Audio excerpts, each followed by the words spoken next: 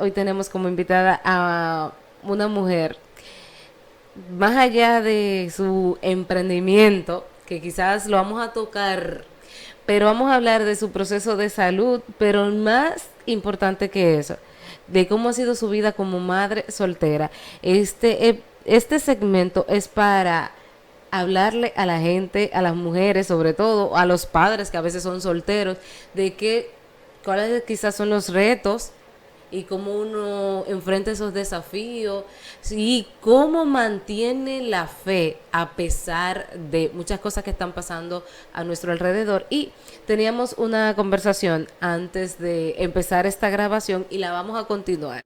Es difícil ser emprendedor en una familia donde la gente no tiene costumbre de emprender. Son demasiadas las cosas que se escuchan, como ¿por qué tú coges tanta lucha con eso? ¿Por qué no te buscas un empleo? ¿Por qué cambias tanto de parecer? El mes de marzo vamos a hacer una conferencia totalmente gratuita para quienes tienen ese mismo problema de que son primera generación de emprendedores en su familia y tienen muchos ataques. La palabra de Dios nos puede servir de mucha base, de mucho empuje para nosotros llevar nuestro negocio y nuestro sueño a cabo. Te espero en el enlace para que participes de esta conferencia y también seas parte de este grupo de 20 personas que vamos llevando nuestro negocio hacia niveles de excelencia, acompañados de la palabra de Dios, pero también acompañados de herramientas profesionales, tanto de finanzas, de derecho, de negocios y habilidades sociales que nos permitan de manera integral ser prósperos. Nos vemos dentro. Muchas bendiciones. Pero bienvenida desde aquí, ¿no? Y seguimos hablando de tu proceso, de cómo fue que empezaste con el diagnóstico de lupus. Bienvenida. Muchísimas gracias, Argelia, por la invitación. De verdad, para mí un honor estar esta mañana contigo. La verdad es que empiezo el lupus, se empieza a desarrollar la condición porque nacemos con una falla tectónica a nivel de la genética. Es algo congénito, heredado, que se empieza a desarrollar en una etapa determinada de nuestra vida. En mi caso, por la suma de los síntomas que he hecho durante mi vida, se descubrió que ya yo venía haciendo eventualidades. Dígase una pérdida de embarazo, dígase diversos problemas sistémicos. Y es en el 2009 donde hay un hallazgo de células cancerígenas a nivel cérvico-uterino que los médicos no se explican porque soy una mujer fértil, que tengo acabando de perder prácticamente un embarazo gemelar. Ellos se impactan con el avance de estas células. Sin embargo, luego de dar positivo, asimismo el Señor hace un milagro sobrenatural y a los 2 años ya no hay vestigios de las células. De las células, células cancerígenas. Okay. Pero sí empiezo con un sangrado que eso fue catastrófico. Yo estaba laborando en mis inicios y de un momento a otro empezó esa hemorragia que duró 6 meses. Y el destino final de la misma fue una histerectomía total. A lo que le llaman un vaciado. Un vaciado, como le dicen en español de España. Sí. Lamentablemente era una endometriosis que había tomado curso, había destruido la cara anterior de mi útero, dejándome. Pero, ¿y cuál es? ¿Cómo? Eso no te explican cómo empieza, qué lo origina, qué. Ese es el detalle. Esto es el lupus, esto es una enfermedad inmunológica, es tu cuerpo atacándote a ti mismo. Es la debilidad de tu sistema inmune que en vez de estar bajito, está demasiado alto y te ataca inminentemente, acaba con todo lo que es tu sistema. Hay varios tipos. En mi caso, el diagnosticado, luego de esta histerectomía, sigo haciendo sintomatologías generales, artríticas, dolores irregulares en todas las áreas, un dolor de cabeza que me llevó a un cuello ortopédico. Toda esta suma da con un lupus eritematoso sistémico. Empiezo a recibir un bombardeo químico a nivel de medicación para controlar el lupus.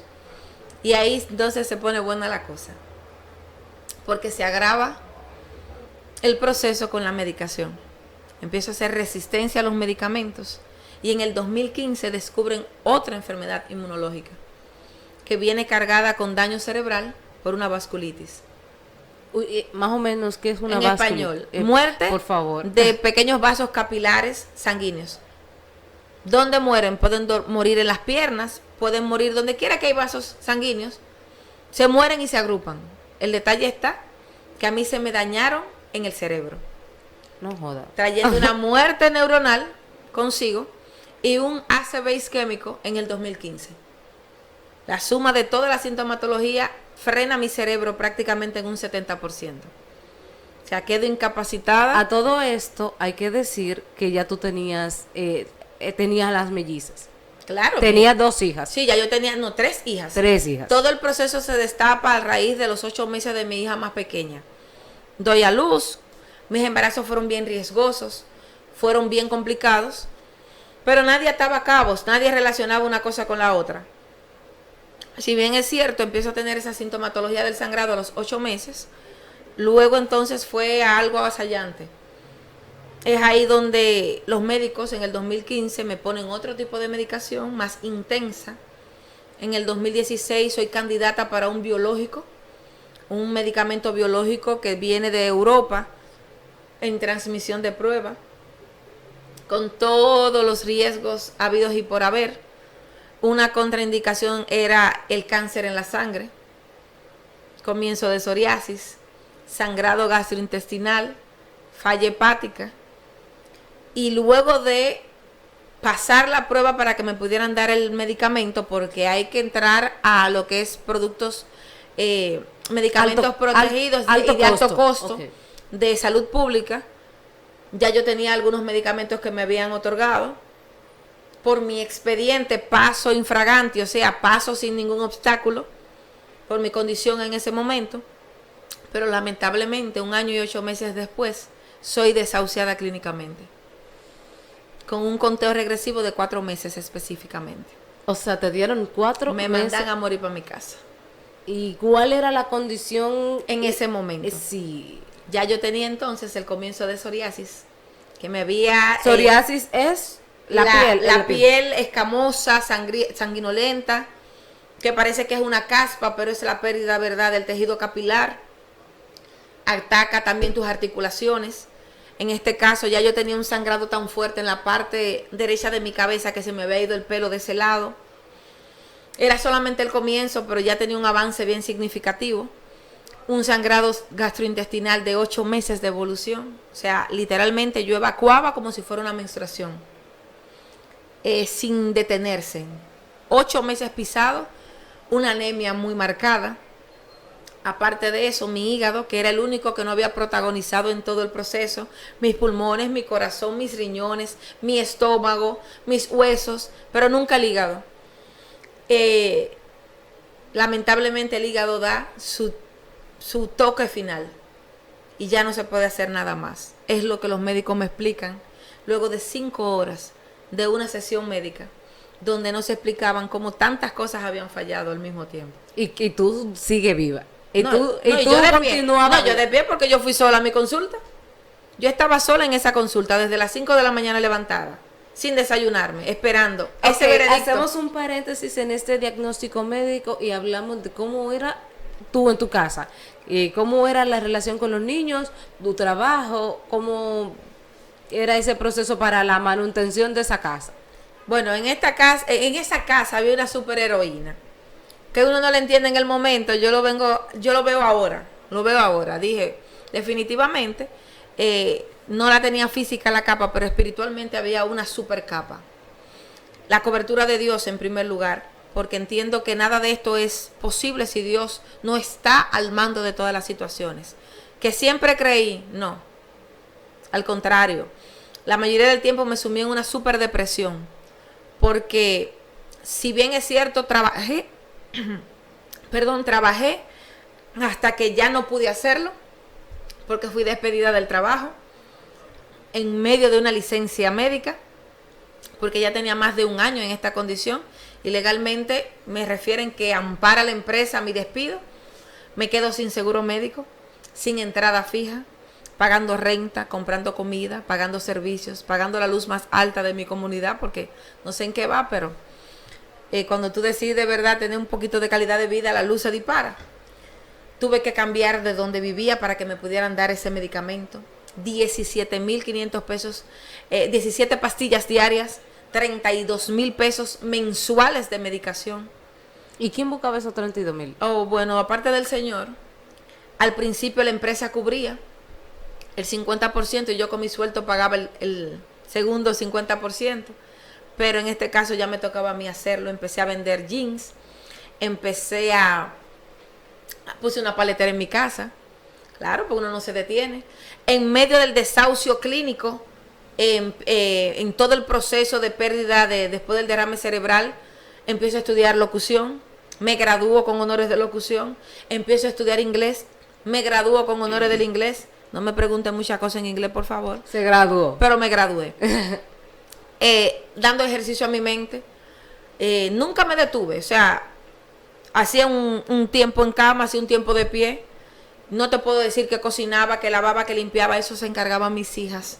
Desde los 7 años que empiezo con mis eventualidades de salud. Aún así, luego de un internamiento, las llevaba a la escuela o iba a la iglesia. Nunca detuvo mi vida. O sea, la vida de Desi se mantuvo siempre en ejercicio. Empiezo a colaborar en una radio, primero como agente de ventas para lo que es los patrocinios del programa, y luego me convierto en locutora del programa.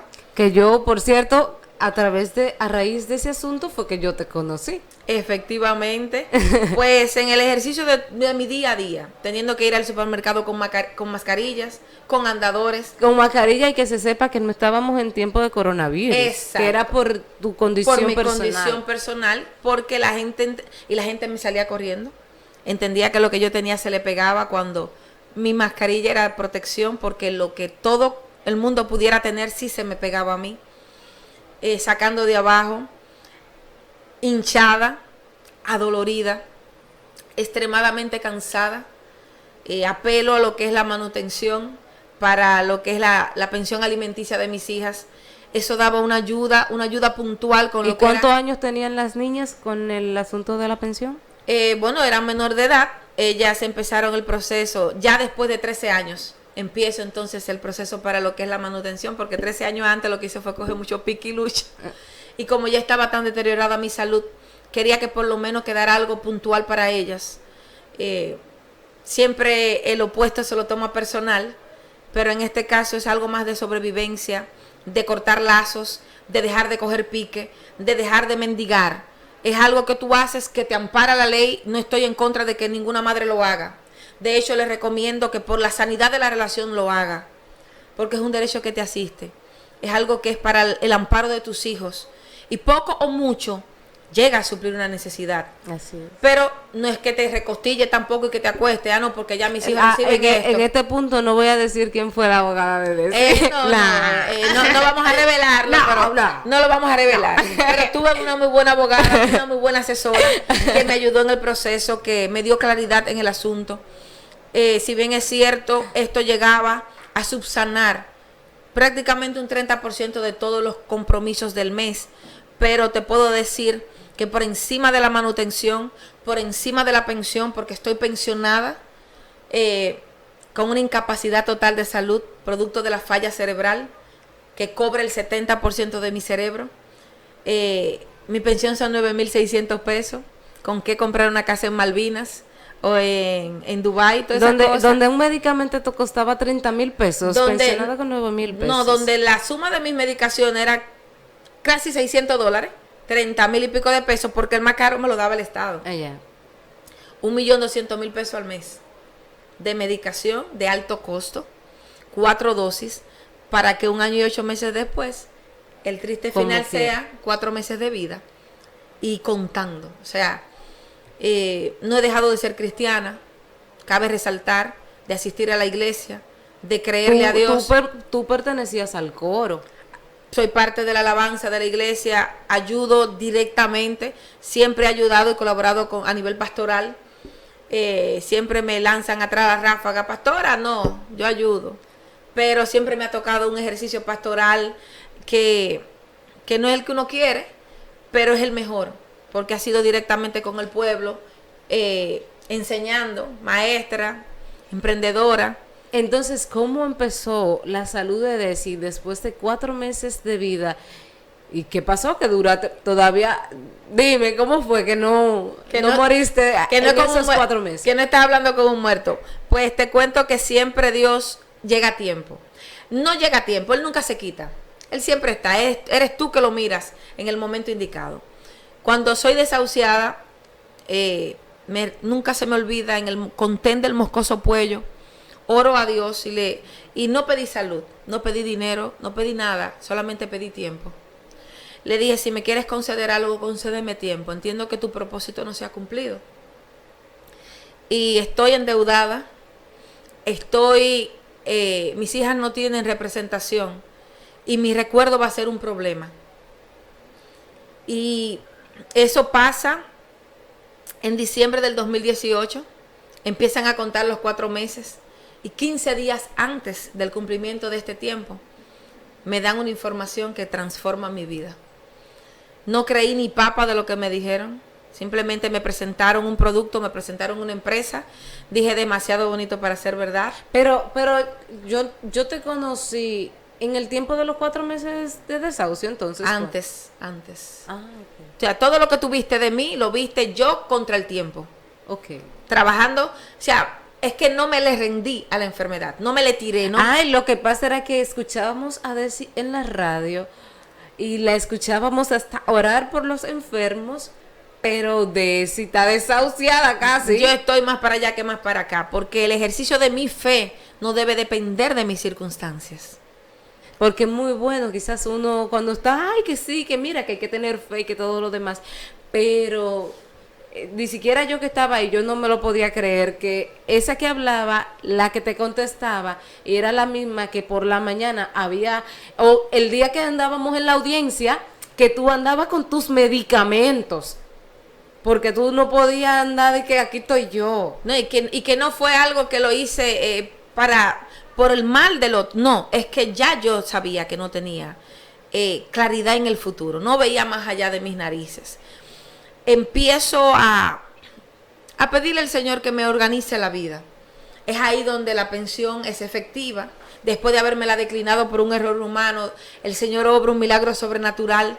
Estamos quebradas financieramente en mi casa, viviendo de las ayudas económicas que nos pudieran dar. Dígase ayuda alimenticia, zapatos, ropa.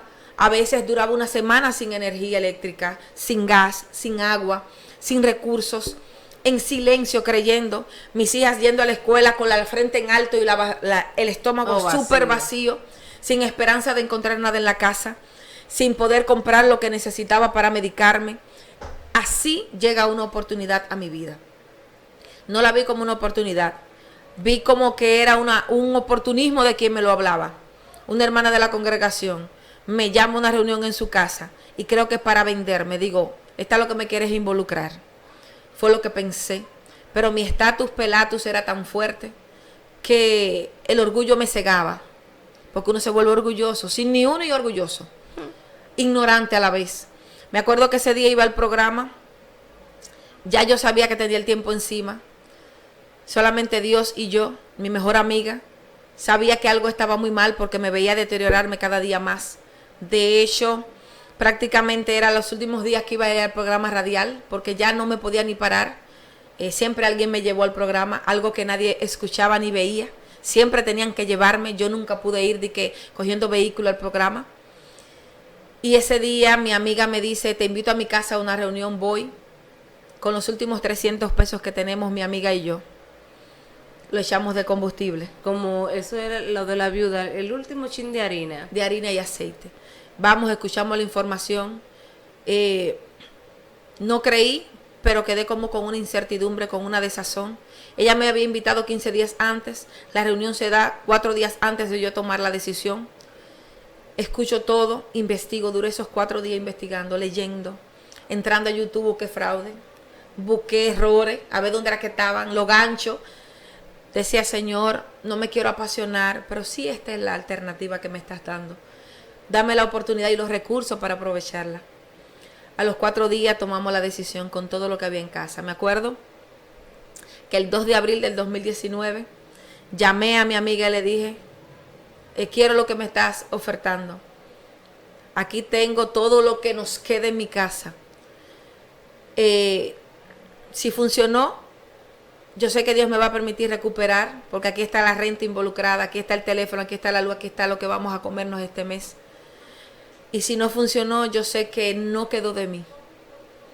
Que si esta fue una prueba para que yo probara mi determinación, no me voy a quemar. Exacto. El día 2 tomamos la decisión, el 5 me acuerdo llegaron los productos y las lágrimas con él, porque abrí la caja, recibí 6 cajas del producto que me iba a tomar una dosificación durante mínimos 3 meses, la dosis correcta por el tiempo correcto, pero con todos mis achaques yo decía 3 meses, yo tendré que hacerlo por 1 año o mudarme al lado de la fábrica hasta que me funcione.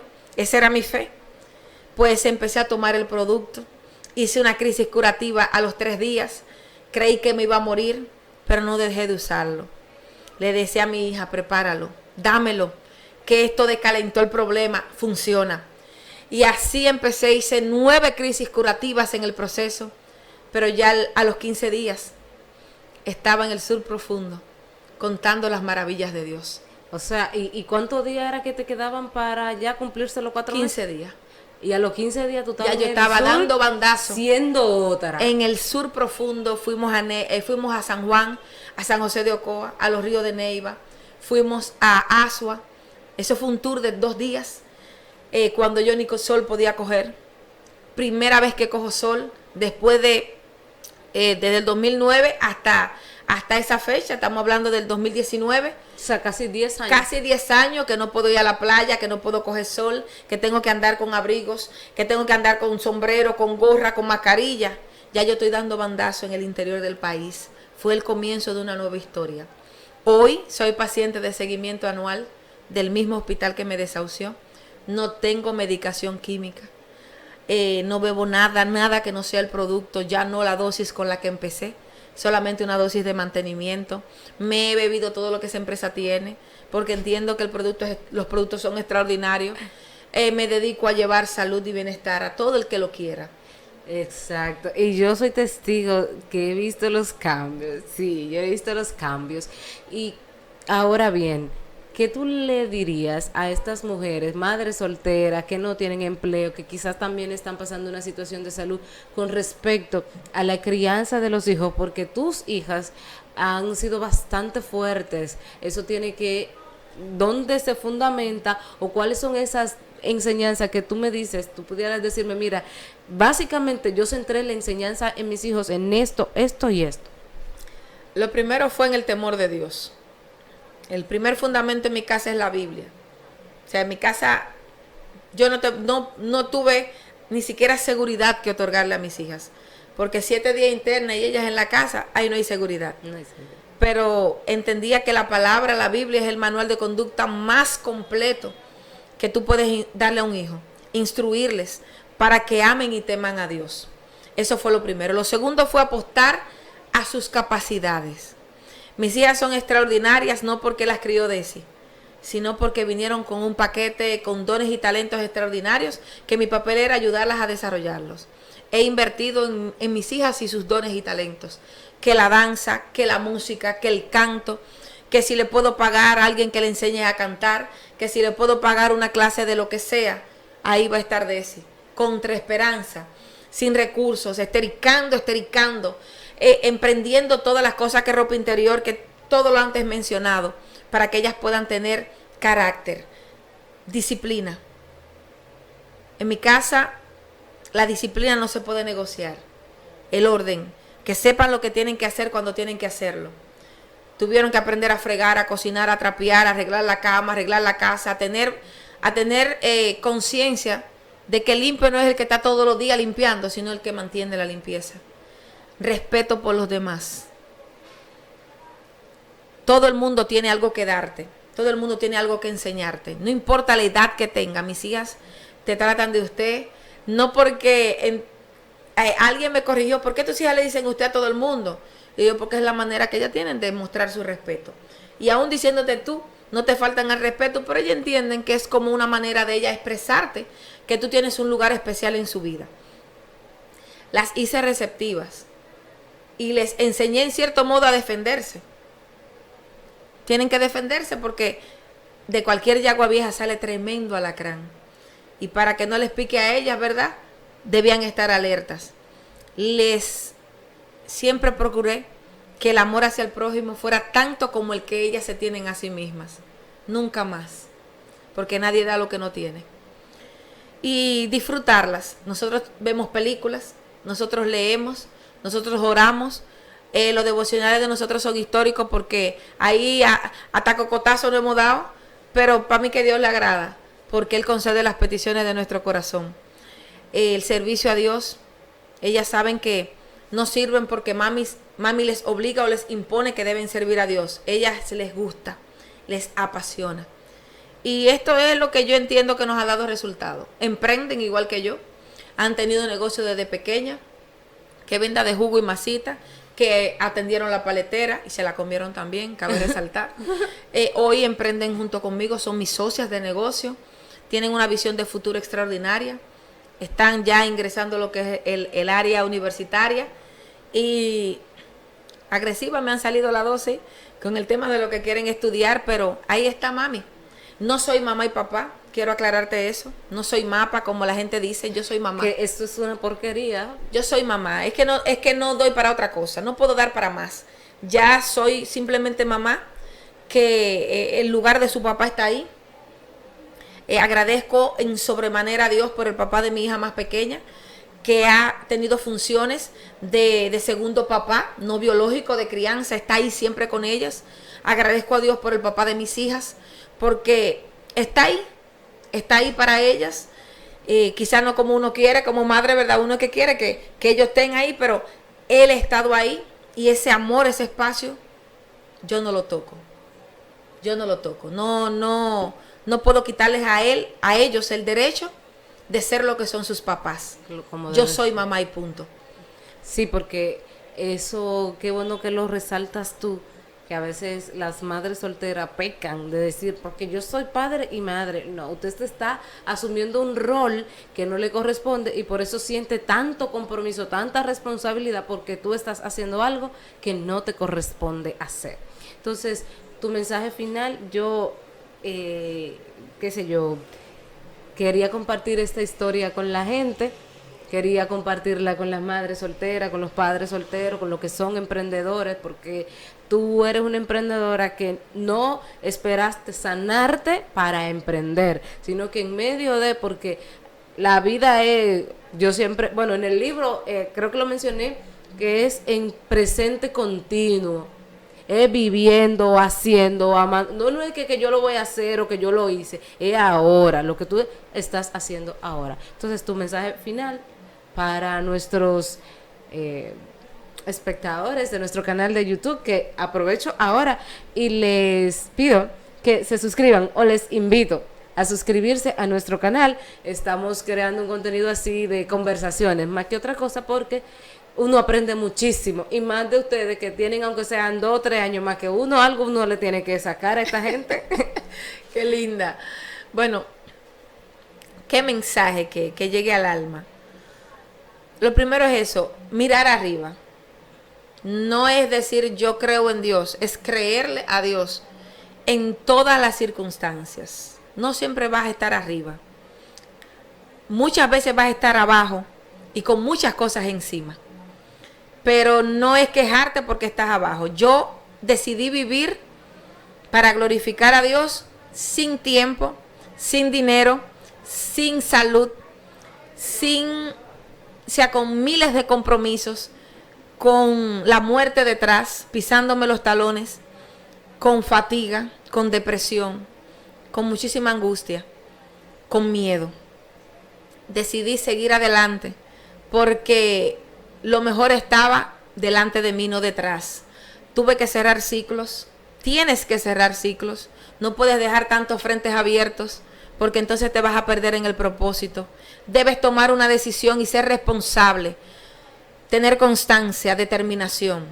No es decir yo voy a hacer, es hacer y punto. Lo demás será añadido. Y el mejor momento es ahora, porque mañana puede ser muy tarde. Así que nada, te dejo con tus sueños, desempólvalos, ponlos a brillar y mira para arriba y para adelante, porque lo mejor está por venir. Dios te bendiga grandemente. Amén. Yo no le agrego más a eso, señores. Sean bendecidos y como yo me despido siempre, sea feliz.